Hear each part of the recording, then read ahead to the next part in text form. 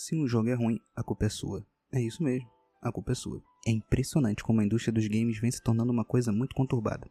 Tanto pelo fato de que tem muita gente que não joga nada e fala demais, ou até mesmo por conta daqueles que desenvolvem ou que bancam certos projetos e definem que precisam enfiar a goela abaixo de nós, consumidores, culturas malucas e pronomes que ninguém se importa. O fato é de que hoje em dia a indústria tá um lixo. Venho percebendo coisas muito alarmantes em relação a você poder ou não reclamar de um certo tipo de produto, ou um certo tipo de jogo, ou alterações em algumas coisas que não te agradaram. Afinal de contas, você teve a benesse de trabalhar, conseguir seu salário, comprar seu jogo. Então, se tem alguém que pode reclamar sem pensar quando alguma coisa desagrada e tem fundamento, é você. Muito se fala sobre gastos e sobre a limitação de conhecimento de determinada área, como a engine de um game, a Unreal sendo o maior problema na geração atual na mão dos desenvolvedores, como alguns dizem, mas a questão é que as coisas ficaram genéricas e repetitivas, e isso não tem absolutamente nada a ver com a limitação do conhecimento, mas com a limitação artística e criativa. Temos exemplos de coisas que são reféns desse tipo de coisa, como o próprio Avowed, que muita gente gostou, mas que sofre um pouco desse tipo de coisa, e o Dragon Age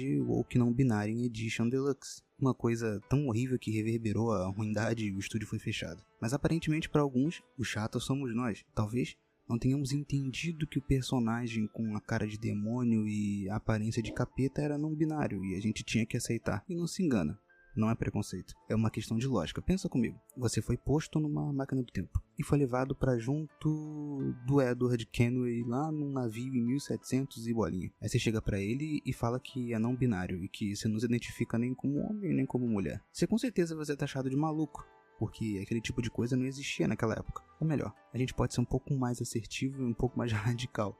Acredito que todo mundo tenha lido a Bíblia, sabe, o Apocalipse. Toda aquela coisa simbólica que era usada para nomear coisas que o João viu no futuro da época dele, ou seja, nos dias atuais. Mas a palavra carro, helicóptero e até mesmo dinossauro não existiu. Então foi a forma dele figurar aquilo, entende? Ou seja, na era medieval, entre bruxos e demônios, essa coisa de não binário não se encaixa. E você vê um discurso sobre sexualidade simplesmente jogado de forma a somente chocar com tanta bizarrice, e acaba chocando. E quando a gente vê algo assim, que desconfigura o que a gente estava esperando, com diálogos interessantes e intrigantes, a gente faz o quê? Reclama. Nós reclamamos. E com isso, existem duas opções. Ou a empresa se ferra se não escutar, como é o exemplo do Dragon Age, ou ela ainda consegue a esperança dos fãs, mostrando que nos ouve, e tenta consertar alguma coisa. Temos o caso aí do Sonic de Chernobyl. Os fãs reclamaram tanto daquela porcaria, e que de fato tava uma porcaria, e a empresa mudou, e com isso veio o sucesso repentino. Os filmes foram um sucesso, tanto de crítica quanto de bilheteria. Nós fãs temos o poder,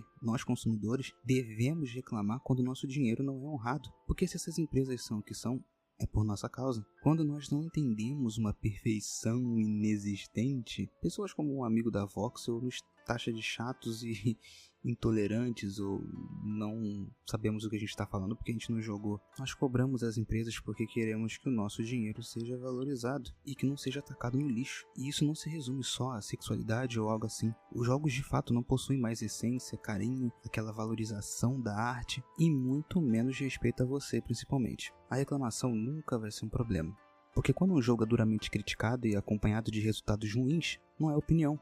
O jogo realmente não foi bem recebido, ou um jogo é até mesmo ruim. Até mesmo porque, quando é o contrário, e um jogo recebe crítica sem fundamento, ou somente pelo Flame War, com o tempo ele adquire o devido valor, como é o caso do Days Gone. Então, nossas observações fazem sentido quando se tem fundamento e mostramos um fato que nem as empresas podem negar. Há muito tempo, desde Shadow of the Colossus, Death Stranding, Red Dead ou até mesmo Hellblade, que muitos criticam, a gente não consegue mais ver os jogos como obras de arte. E sendo minimalista, é possível fazer coisas incríveis e profundas, quebrando a narrativa de que se precisa investir bilhões e bilhões para produzir algo bom. Lógico que, com certeza, mesmo sendo pequeno e sendo o primeiro vídeo, isso fica meio chulo, mas uma verdade tem que ser dita.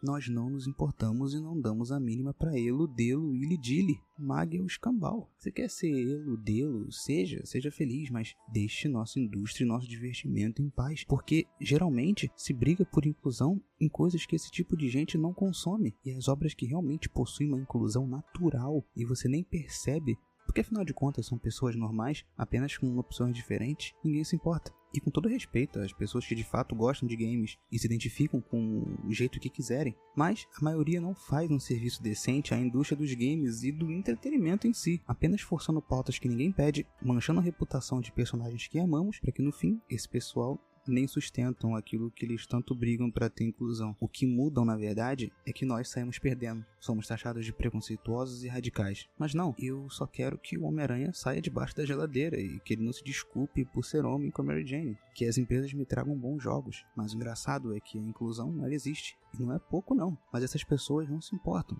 porque não são lacradas, excessivas e não têm sucesso com todos os públicos, mas só com as pessoas que fomentam isso e não consomem. Então não vale a pena. Se não se aparecer pra sua patota, não tem por que tentar fazer alguma coisa, não é? Não importa se o Yasuke foi gay ou não, mas eludê-lo no Japão feudal é de tirar a paciência e não dá nem pra se entender. Porém, sempre há uma luz do fim do túnel. Como dito antes, temos personagens de todos os jeitos e entregues de maneira solene e maravilhosa em suas obras. Dumbledore e Harry Potter sendo gay e possuindo uma história com Grindelwald. Madeline de Celeste com as suas metáforas de trilhas sonoras maravilhosas com as fases cativantes e diálogos profundos. Ellie sendo linda, vingativa, forte, com suas piadas sem graças e carisma. Zagreus em Hades com seu triângulo amoroso, eu acho, com Thanatos e Megera, ou Thanatos, tanto faz, que é envolto de desafios e um game extremamente difícil e maravilhoso. Poison com seus movimentos loucos e a porradaria de Street Fighter.